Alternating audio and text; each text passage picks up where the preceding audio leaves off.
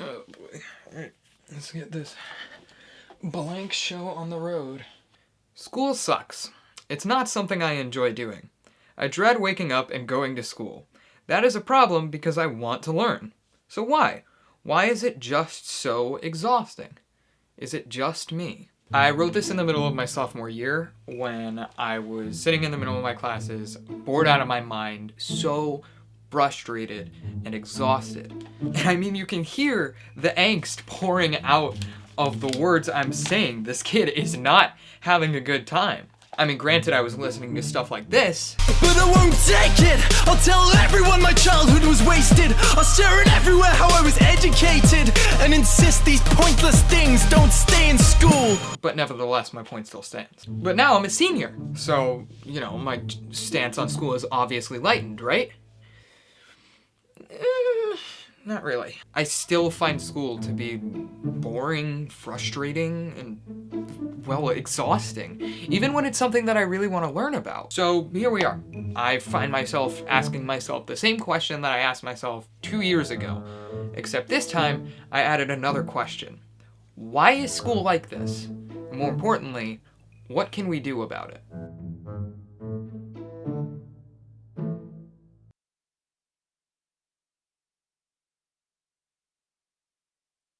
The first step for me was answering the first question I had.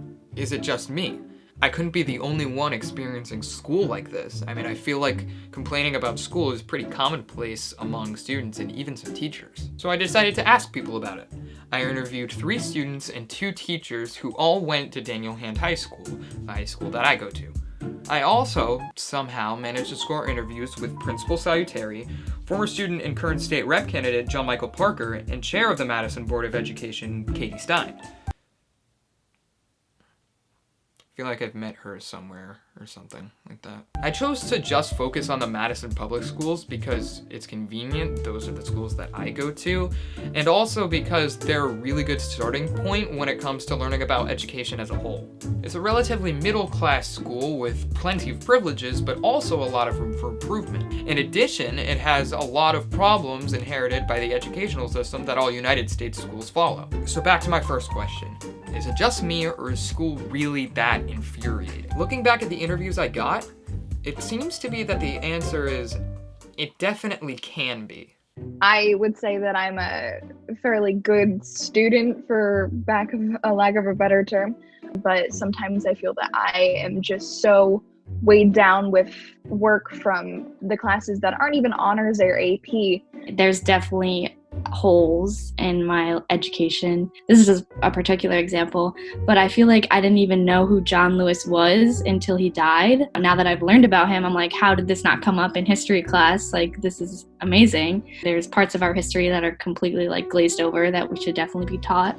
Everyone is just like, ooh, who can take the most classes and who can be the most busy all the time, and then let's complain to each other about it. So like, who can sound the most busy, and then like, I'm the winner. I was lucky enough to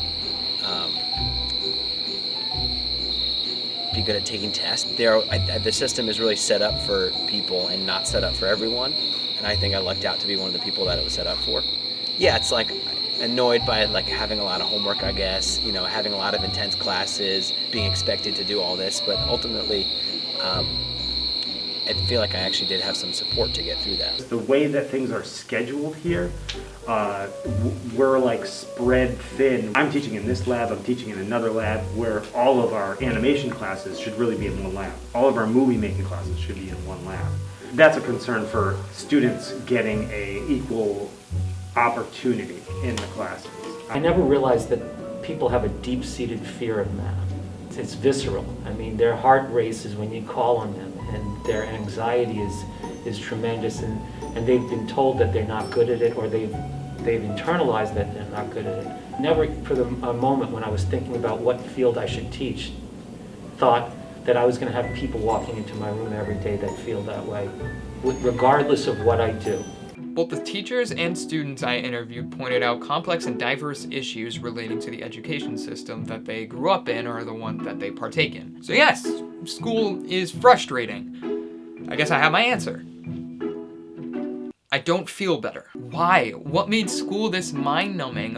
why and how did all these problems surface? Well, in looking back on more of the interviews and doing some research on my own, it seems to be that not only have these problems always been there in some way, shape, or form, but the schools were designed to be this way.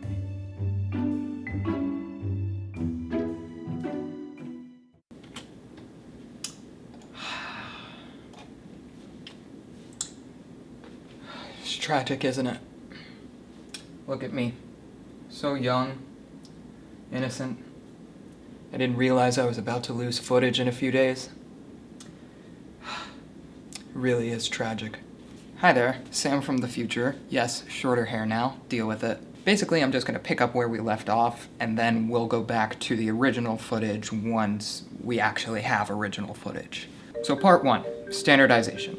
A good example to start with is United States history, which, because of all the protests that are going on right now, has been highlighted as unwilling to acknowledge certain aspects of United States history, especially ones that tie the United States to things like slavery and racism. This is called historical negationism, and it's a form of historical revisionism that distorts the historical record. And it serves as a great example of how school is designed to reject this kind of change. I actually don't think that there are very many major changes that are happening in our education system. I think we could trace my education to your education, and they would still be in the same big bubble. I mean, yeah, you guys use technology more, and you're asked to present more than I ever had to present, but the basic look of a classroom is really not tremendously different than it used to be, as much as we think it is. There's always a tension between wanting to change and reform and try things new, and then people that maybe have a little more experience and think like, no, actually, maybe we don't have to go through that path and just to come back to here knowing that maybe that wasn't going to work in the first place. The late great Ken Robinson was a British author and a frequent TED speaker. He talked a lot about how, in spite of major changes to the curriculum, the general system of education is being taught linearly. He uses the metaphor of factory lines to represent schools. Ringing bells, separate subjects and separate facilities for those subjects, and how children are educated in batches of a certain age. But that doesn't really make sense, right?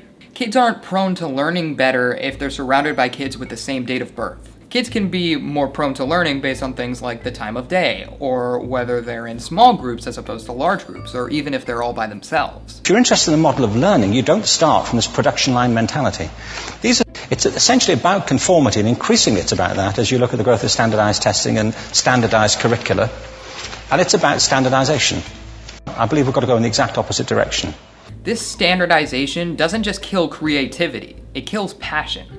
It's important to remember that not everyone is going to fall outside the major subjects that are taught in schools. Some people excel and are genuinely passionate about the 4 core subjects of learning: math, social sciences, natural sciences, and language arts. In fact, I would argue that the passions of most students fall into one of these 4 categories. However, standardization has made it so these broad terms now mean specific things. Math doesn't mean math, it means algebra, geometry, or calculus. The standardization of subject material is crippling to education for multiple reasons. For one, it unnecessarily limits the subject terms. So looking back at the math example, standardization completely isolates other subjects that relate to math, like statistics or computer science, or other subjects that students might be genuinely interested in but don't fall under these standards. This completely isolates a student's interest in any of these subjects. 2, it negates the subjects that fall outside of the standards. Some subjects just don't fall under the concepts of math, science, language arts, or social studies. They draw from these subjects, sure, but in actuality they teach something completely different. These subjects are usually either arts, like drawing, music, or performing arts, or career technical education courses, CTE classes. These classes cover subjects like business, personal finance, or even the culinary arts. These subjects fall outside of the core subjects and are deemed non-essential, but that again completely isolates students who may be genuinely interested in pursuing them. They're just different applications of the core subjects. Theater is to language arts what robotics is to mathematics. Deeming these subjects non-essential cripples the possibility of success for these students. Take it away, Mr. Robinson, and then take it away, my former long-haired self. Gillian Lynn. She's a choreographer and everybody knows her work. She did Cats. and Phantom of the Opera. And when she was at school, she was really hopeless. And the school in the 30s wrote to her parents and said, "We think Gillian has a learning disorder." She couldn't concentrate, she was fidgeting. Anyway, she went to see this, this specialist. So this oak-panelled room, and she was there with her mother, and she was led and sat on this chair at the end, and she sat on her hands for 20 minutes while this man talked to her mother about all the problems Gillian was having at school. In the end, the doctor went and sat next to Gillian and said, "Gillian, I've listened to all these things that your mother's told me. I need to speak to her privately." But as they went out the room, he turned on the radio that was sitting on his desk. And when they got out the room, he said to her mother, "Just stand and watch her." And the minute they left the room, she said she was on her feet, moving to the music. And they watched for a few minutes, and he turned to her mother, and he said, "You know, Mrs. Lynn, Gillian isn't sick. She's a dancer. Take her to a dance school." I said, "What happened?" He said, "She did. I can't tell you how wonderful it was. We walked in this room, and it was full of people like me. People who couldn't sit still. People who had to move to think. They did ballet, they did tap, they did jazz, they did modern, they did contemporary." She was eventually auditioned for the Royal Ballet School. She became a soloist. She had a wonderful career at the Royal Ballet. She eventually graduated from the Royal Ballet School, found her own company, the Gillian Dance Company, met Andrew Lloyd Webber. She's been responsible for some of the most successful musical theatre productions in history. She's given pleasure to millions, and she's a multi-millionaire. Somebody else might have put her on medication and told her to calm down. And finally, and it's something that I've been building up to for a while now, it numbs the student. If students are taught the same thing, say algebra, I don't know, completely hypothetical example, over the course of their entire lives, they're going to become bored of it.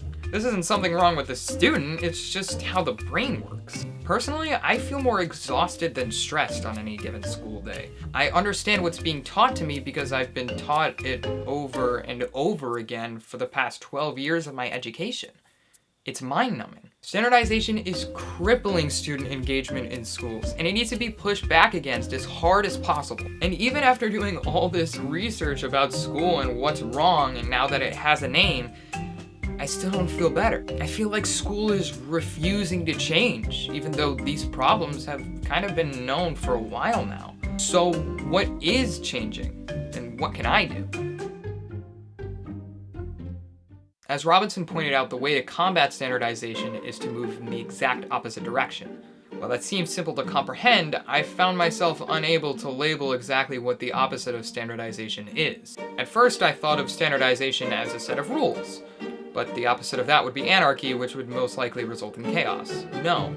The opposite of standardization is independence. Allowing students to fully pursue their talents and curiosity without the stronghold of a core curriculum would make them so much more active in their learning. So this seems like a pretty radical idea that goes against the general education system that we've had for years. However, this is not the case. A high school in Great Barrington, Massachusetts has an alternative curriculum called the Independent Project, which runs a full semester, replaces standard classes, and the students design their own learning. It's been wildly effective for straight-A students and those on the verge of failing classes alike.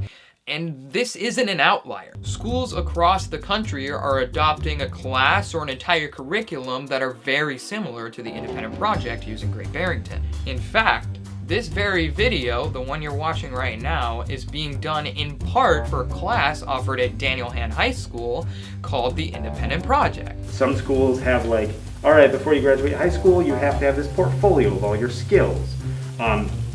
This project that you're doing with the Independent Project, this is the best because you can pursue something that you want to do and you want to focus on and you want to create with video and do all this interviewing and stuff like that. This is like great because you can pursue it. You have time now. You're setting aside 60 hours to pursue something that you really want to do.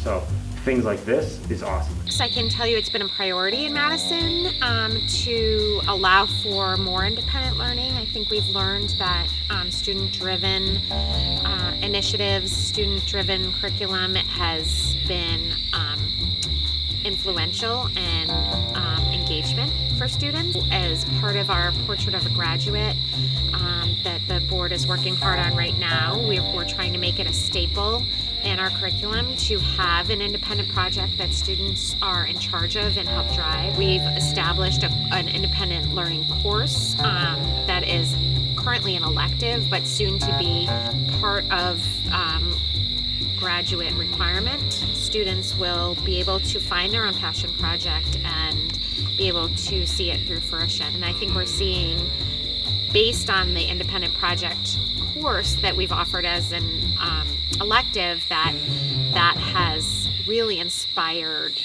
kids in their other coursework. So why isn't this what goes on in schools? There are a couple of reasons. A common argument is that given an option with no standards incentivizes procrastination and a general lack of progress. This argument is valid, and it ignores some fundamental principles of human learning. Simply put, a large part of the independent curriculum is student accountability. If students don't demonstrate effort or growth in their learning, then they don't receive credit. Additionally, I think the current academic model has led people to believe that teenagers and students are anti-learning, which in reality it's quite the opposite. The whole world, adolescents included, are centered around the pursuit of information, hence the information age. It's my belief that the current education model numbs the student to their pursuit of knowledge, and that shifting to one where they have more independence would greatly improve their ability to learn. Another argument against this independent curriculum is one that was actually brought up by Mr. Salutari in our interview. I think that courses like Independent Project are some of the most amazing courses we offer. But one thing that I always keep in mind, there are some required courses that I do like to think that a student doesn't know if they have interest in that content yet until they take the course. So if we had someone who loved science and took only science classes, that might sound like it's a great idea, but in my mind, the level of information they would miss that we expose them to in all of the other required courses, I think that's what shapes students' minds into what they're really interested in. A lot of courses, content's not always the priority. It's how to be critical thinkers and great communicators. I do think different levels and different types of content make you have to think different. I think it would be a mistake to give students the complete freedom because they wouldn't know what they don't know.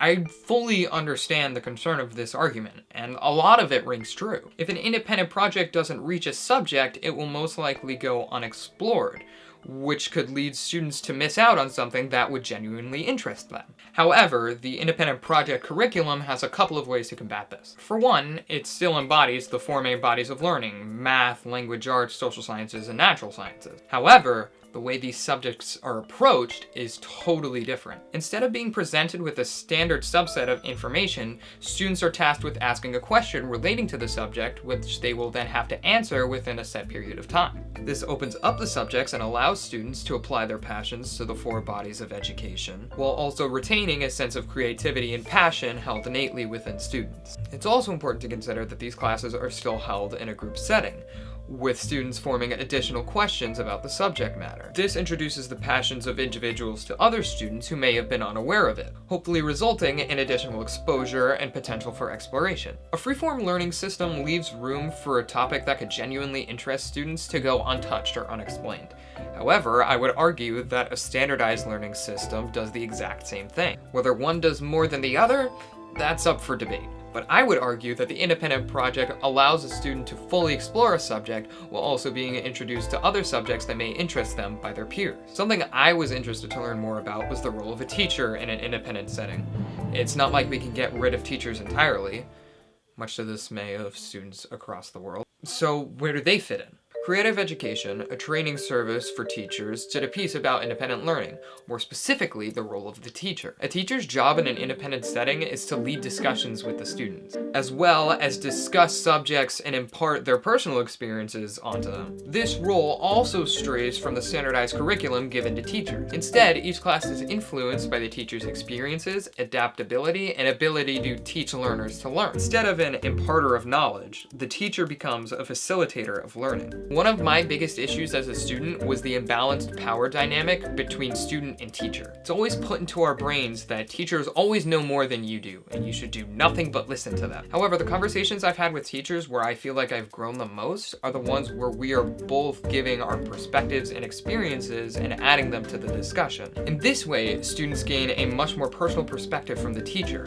in addition to being able to apply their own experiences to the subject matter. This is far and away the more productive and engaging way of teaching than just imparting a bunch of information onto students, having them memorize it, all to forget it 3 weeks later. Is a totally independent education system how schools should operate, where students have complete control over their learning? Should it replace the traditional school model?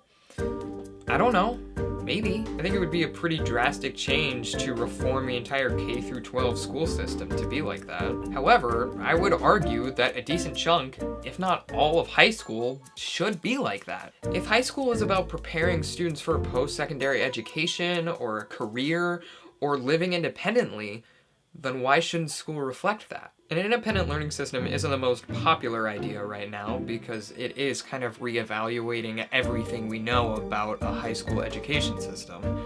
But drastic changes to the curriculum happen a lot. And independent learning systems are developing and being integrated into schools more and more all across the nation. This is evidenced by things like the independent project class, which will become a graduation requirement for hand students in 2023. I've always said high school should have a 5th year, and the 5th year should be an exploratory year where that's the year you get to take things you think you're interested in that schools offer before you make a really big decision about what you might want to study in college. I thought that 5th year could always be really exciting, but be completely independent, and the school is a support to help students figure out what direction they may want to go when they leave here. The argument that Mr. Salutary just made really stood out to me. Having an entire year of high school that's completely independent would be hugely beneficial to students, in my opinion. However, I would also argue that it wouldn't require a whole extra year of high school to do that. Student independence is scary for both students and teachers.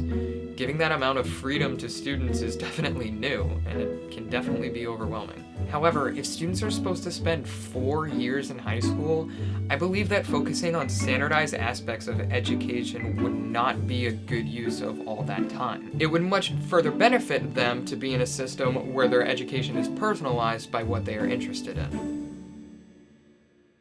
Hi there, this is Sam, coming at you from a different future this time. I'm also in the mess of a room that you just had to look at for the past 20 minutes. Thank you so much for watching. I've been trying to make this video for the last 2 years, and I didn't intend for it to be as long as it is, but it just sort of came out that way, and I really appreciate it if you actually stayed the whole time and watched it. At the same time, if you left halfway through, I totally understand. I probably would have done the same thing. But yeah, thank you so much nonetheless. Thank you to all these people.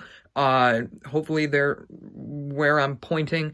They're all the people that helped make this video possible, and without them, it would have just been me pulling my hair out. So I really appreciate it, and thank you so much for watching, and take care.